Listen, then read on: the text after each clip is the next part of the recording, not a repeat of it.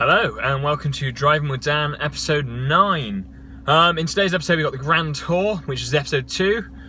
We've got Hoonigans talking about Baja, which is really interesting. We've got Car Throttle, one of their videos from about a week ago now. And that's about it. It's quite a quiet week. Not much has really happened. We haven't got much to talk about. But we're going to talk about what we have right now. Right. Off we go. Okay, so yes, the first topic is Grand Tour. We're going straight for that because I think that's probably the most important thing that's happened this week. If that sums up this week enough, that's probably it. What is it? It's the 20th today, so it's only 5 days till Christmas, which is really cool. And if you're watching this now, it is only 2 days till Christmas, probably. Maybe even Christmas weekend. So I hope you're all going to have a lovely Christmas. So we're going to get to that more at the end, though. I'm sort of jumping around a bit.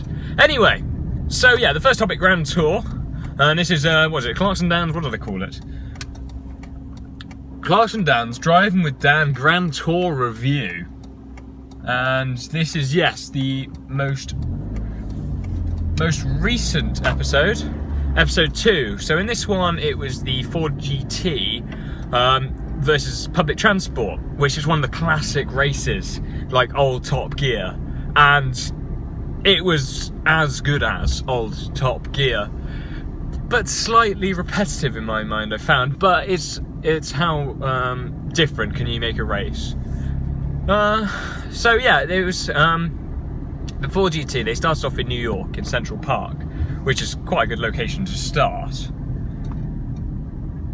and the race is Buffalo, which is Niagara Falls, essentially.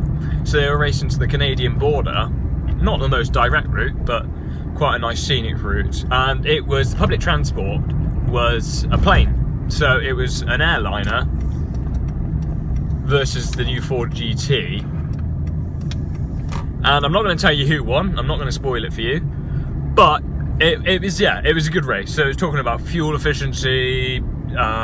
You know, it's the standard sort of thing of, do I floor it or do I drive efficiently? And of course, Clarkson played a few pranks on Hammond and May, and Hammond was in crutches from his accident in Switzerland. So there were sort of quite a few jokes about that, which they got quite old quite fast. But again, it's the Grand Tour, you know, it's their Top Gear jokes, and yeah, they always sometimes do get quite old. But it was a fun video. It was a good hour of watching that. And what else did they have? They had the Mercedes AMG GTR, and that car's quite impressive, with its four-wheel steering and all. It was quite good. So it's lap time, because they had their new driver introduced, because of course it wasn't in the first episode because they're in Switzerland. So this was the replacement of the American, and we haven't really found out much about her, you know, so it's a female driver, that's all we know, really. Be quite interesting to find out more about her and how she got into the role.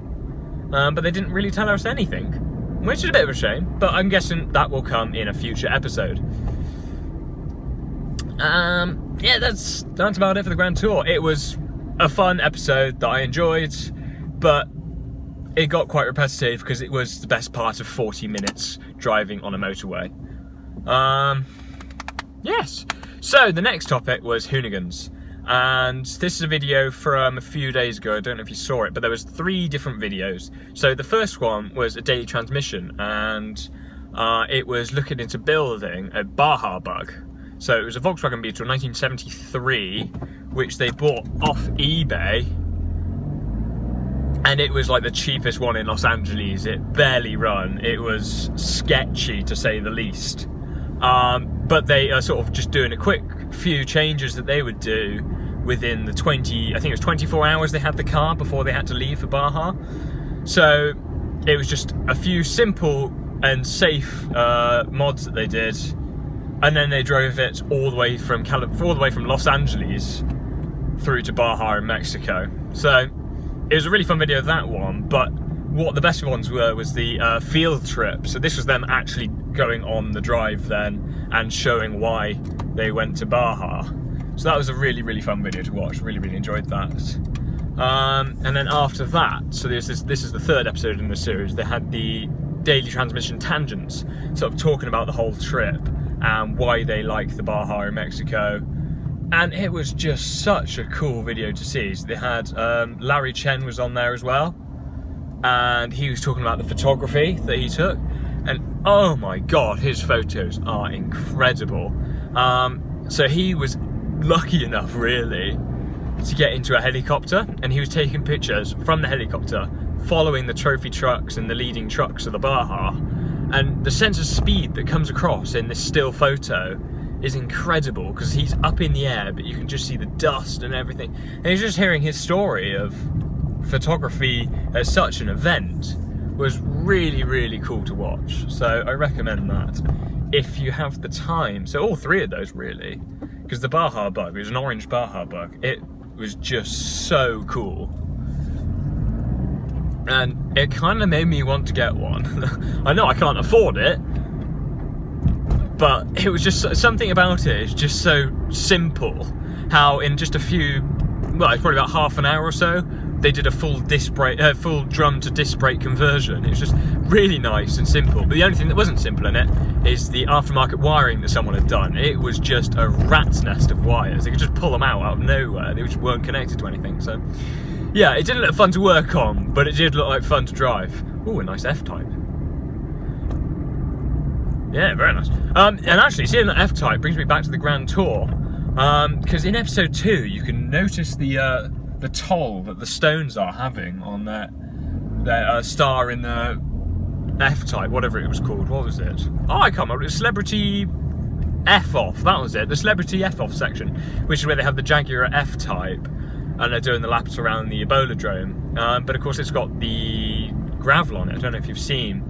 But they're doing the rallycross sort of section, and they've got some massive stones in this rallycross section. It's literally like they just emptied a quarry onto the track, and you can see that this damage that these stones are having on the sills of the F-Type. So it's only the 4-cylinder, but you can just see where the paint is going, and it's now becoming white as it's just chipped it completely.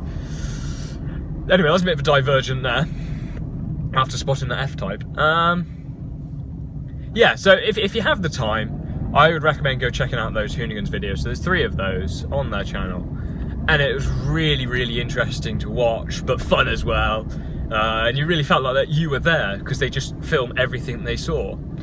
And I really liked that style of video that they did with the field trip, but then also the information before and after, so it explained what they were doing. And the next topic is car throttle. So yet again, I'm talking about a YouTube video, but that's just because nothing in the automotive sort of industry has happened this week. There's a little bit about Land Rover Discovery bringing out a van, but that was about it for news. There wasn't much. But yeah, so the car throttle, their most recent video is, what is it? Hang on. Yes, so it's Alex's Mitsubishi Shogun pinning. So it's the small Mitsubishi Shogun 4x4, and he takes it green laning, and he's saying how for £800 it is the best thing you can do with your money. I was surprised by how capable that Shogun pinning was. It wasn't on big off-road tyres, it was just on standard tyres for road, and it did surprisingly well. It looked like a fairly challenging green lane. It wasn't just a slight path. There was some quite tricky sections in there where even some serious off-roaders would struggle, but the Shogun pinning did pretty well. I was rather surprised, and didn't have to use the winch once, but they did anyway just to show off. But I was impressed actually, for £800, how well it did. But that was about it really. Not much else has happened this week in car news. There's more and more rumours starting to pick up about the Land Rover Defender coming out, and I am excited to see where they go with that. I'm nervous, but I think they know what they're looking for, hopefully, fingers crossed. But it should be good, so that's something to look forward to. And you've fallen over, therewith. Sorry about that, my launch in the C1 was so hard you've actually fallen over. And now you're looking up at the sky. Lovely. Right, there we are. Perfect. Yeah, so there's rumours about the Discovery coming out. Not the Discovery, the Defender. There's a Discovery van. You can see what I care about in the news. It's only Land Rovers. No, that was about it. There wasn't much. So I'm pretty much going to end this video here. Quite short, but there just was nothing going on. Trying to think anything that happened on Instagram, if you're interested in that. But I reposted some memes, really. There was nothing to talk about. Nope. Okay, so I'm going to leave this video here then. I hope you enjoyed. But wait! It's a new day, and now I've changed car, as you can see. And I was just thinking about the Aston Martin Signet, which was basically the Toyota IQ, but rebodied and remade. And these came out in 2010, and I completely forgot about them. So I just had a quick look on Auto Trader to see how much they're worth. And I was staggered, actually. So when they were new, they were sold from £30,000 to £50,000, depending on how you spec'd it, which is essentially, do you want leather seats? And that's about it. But they're still at £30,000 to £50,000. I expected them to be maybe 20, because yes, they're Aston Martin, but no one wanted them. But no, they've actually held their value, which is interesting, because does that mean it's going to go up at some point? Because I think they made them from 2010 for only about a year or two, and they didn't make many of them. So why would you buy one to invest in it? But it's quite an interesting one. I want to see where this goes. Anyway, thank you for watching. I will see you in the next video. Cheers.